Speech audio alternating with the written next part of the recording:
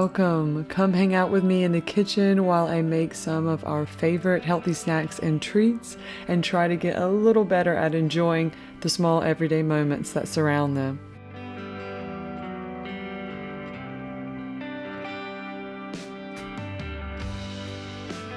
Oh, I get a little piece. That's for me. Okay. Starting off with my boys' all-time favorite healthy treat, popsicles. Lately, I've been switching up the ingredients every few weeks because my kids just cannot get enough. It's such an easy, refreshing go-to in this summer heat too. This week's version, a honey and peach popsicle inspired by the Golden Hour channel. You know, lately I've been reflecting a lot on homemaking, the role of the mother, and really more like what kind of imprint I want to leave on my family, and focusing on how to create more birthday-like moments in our everyday life. How to make the ordinary feel a little bit more special and something worth pausing and really enjoying.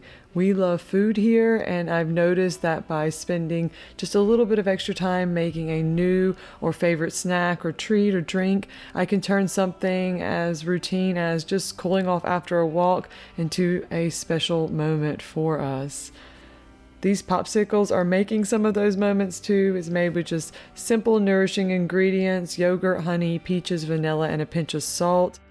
With how quickly popsicles are disappearing, I recently upgraded to these 12-count molds I found on Amazon. I love that I can make a much bigger batch and use wooden spoons, as the plastic handles to my smaller molds have disappeared, and I've resorted to using small baby spoons as makeshift sticks. The only downside really is my oldest can't go grab one out of the freezer on his own, and they're a bit big for the baby, but it really all depends on priority. I'll share both. And the best part, the squeals of joy when I pull them out of the freezer. The boys could hardly wait, and they asked for one right after breakfast and have now become a daily delight. After meals, they wander around giggling, popsicle in hand, leaving a trail of sticky smiles, and somehow that makes the post-meal cleanup feel a little bit more special.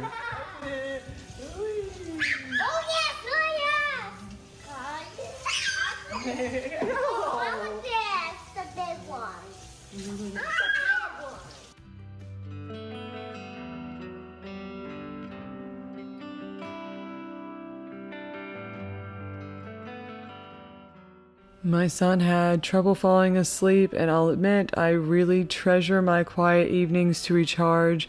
But instead of feeling frustrated, I really chose to shift my mindset and turn it into something special for us. We ended up making some banana bread and a really quick, healthy almond flour chocolate chip cookie that turned out absolutely divine, and I've been making nonstop. It turned into such a sweet little moment, just the two of us in the quiet of the evening. And when he was younger, it was often just the two of us, and something about this evening made me feel so nostalgic for those early days. I linked the recipe. I tweaked it by using half almond flour and half all-purpose for a better texture, and truthfully, I think my son ate more chocolate chips than he added to the dough, but that just added to the charm of it. It's moments like this that remind me that sometimes the most meaningful memories aren't really planned, they're just the in-between, and it's up to us to kind of see and seek that. Said? Milk and cookies. Milk and cookies. Can I have one? I'm gonna have to. Which one do you want? This one? With young children, there are often tiny, beautiful moments everywhere, but I've realized it often takes intention on my part to slow down enough to really see them, to lean in, to create space for connection and learning, even in the midst of all the everyday tasks that beg to be rushed through. I catch myself hurrying too often, but I'm learning and I'm getting better. For me, mornings are often the hardest time to lean into that. That's why I've been making a small shift by waking up just 15 minutes before my kids. It's not much, but it gives me a moment to take care of myself, to fully wake up, put on a little makeup to feel put together, and use my gua sha, which somehow manages to quickly wake me up and leave me feeling calm and centered. I'm able to greet my family with a smile instead set of tired eyes, and it's amazing how even the smallest bit of self-care can really set the tone for the day, at least for me. I won't pretend I'm someone who wakes up at 5 a.m. I wish I was. I wish I could do that and get everything done before the world stirs, but I'm not there yet. I'm learning to work with where I am. This brings me to one of our simplest, most comforting treats or drinks, warm milk. Sometimes with a touch of honey, and often as a cozy pre-nap chocolate milk I make. I found most store-bought chocolate milks are packed with unnecessary additives. So now I mix a little cocoa powder and honey into warm milk. Could also use maple syrup, but it's easy, really healthy, and has become one of those little rituals that can sometimes lead to a mess. I'm going to start out today with some almond crackers that I really love and my kids enjoy, along with the almond pesto dip that I'm going to blanch almonds for as well as a nut milk. It's the best nut milk ever. If I'm going to take the time to do something like blanch almonds, a bit of a task, I'll admit. I like to do a big batch and use it a few different ways, so I don't know, the theme of this video became almonds, which I did not intend.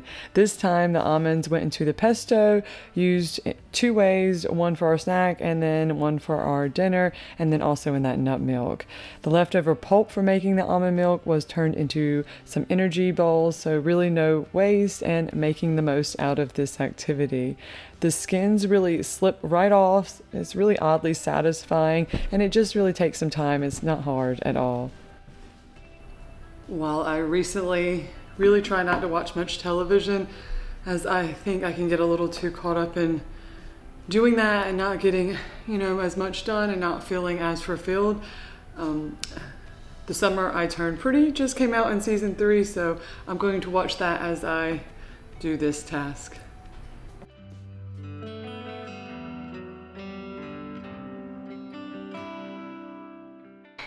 Almond crackers at the store are just really expensive, I find, and they're not that hard to make, almost like every other cracker. I'm doubling the recipe just to make the most out of my time, but it's 2 cups of almond flour. Make sure you don't get the meal, like the white kind. 2 tablespoons of flaxseed powder. This I keep in the fridge. About a teaspoon of salt, and a little salt to go on top, and then 6 tablespoons of water.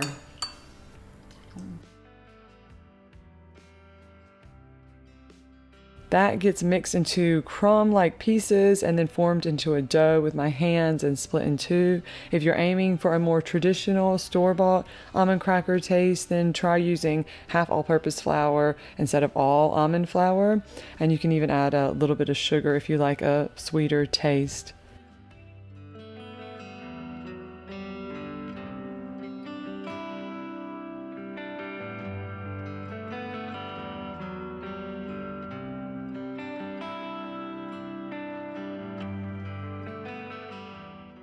When I make snacks or almost anything, I try to think ahead, like how else can I use this meal? Should I double or freeze some of it? And this week, the almond cracker and basil almond pesto are my go-to snack, and I'm also going to use the pesto in tonight's really good dinner, a pesto pasta with roasted tomatoes from our garden and a generous scoop of my favorite cheese, burrata.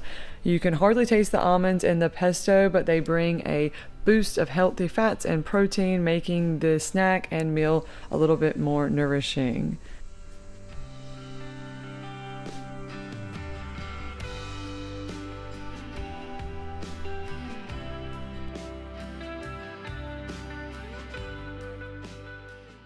The afternoon, I spent 15 minutes watching my favorite show and had some quiet time and sunshine in the garden.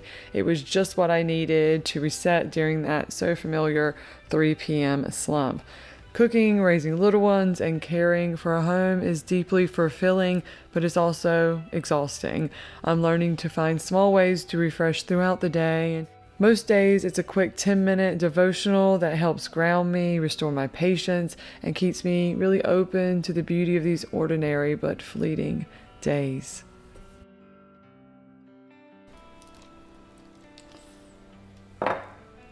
Wow! Look at I did it by myself. You did it all by yourself.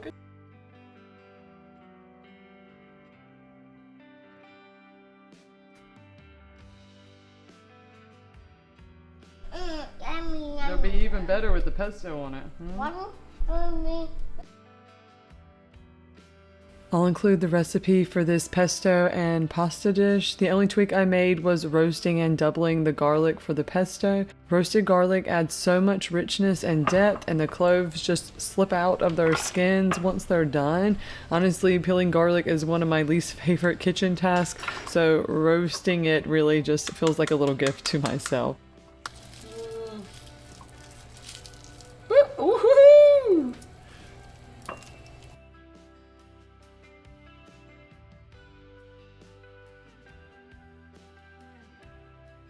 Of course, we had to pause for a little snack break.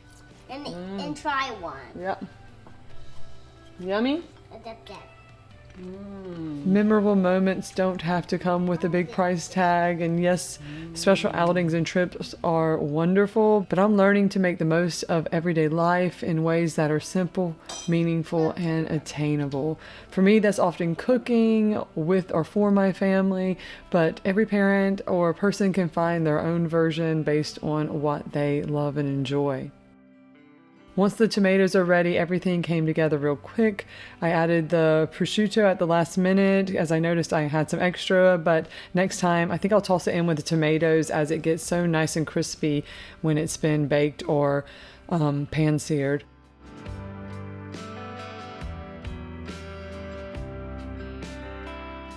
This dish is so delicious and a perfect way to use up overflowing a basil plant and a super nutritious flavorful pasta sauce for the kids.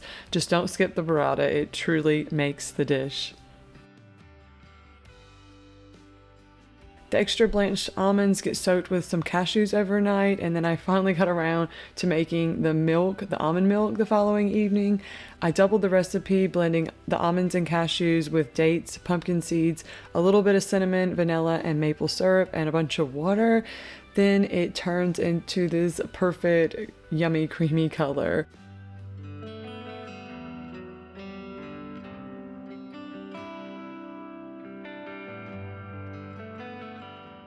When straining, you need to just gently press it through a cheesecloth, which in my case was way too small, but it gave me a good excuse to give this little corner of my kitchen a proper clean. The leftover pulp is full of goodness and can be used in all sorts of things like baked goods or energy bites, which I'm going to make tomorrow. The final result, 2 lovely jars of homemade almond milk. I mostly use it in my afternoon iced coffee. It adds this like almost nice fall-like flavor that feels extra cozy. It's also really, really good in matcha, which I need to get more of. And sometimes I just enjoy a chilled glass on its own. I still love cow's milk, but this is just a nice way to switch things up every now and then. Plus, it actually holds up surprisingly well in hot drinks without separating right away.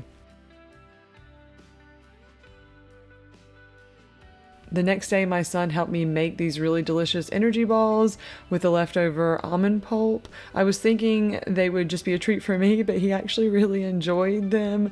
And he's typically not the biggest fan of any oat-based snack, but so I was surprised, which was great. It might be due to the chocolate chips. They're a little sweet, but packed with all these good fats and some protein. It's that perfect afternoon snack when I'm craving something a little sweet, but then this is still healthy and can help get me through till dinner.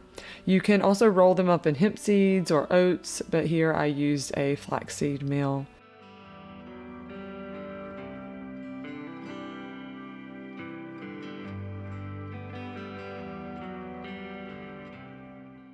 Another super simple drink to make is infused water. When I get a little tired of drinking water, this is a way that I spruce it up a bit with nearly no effort.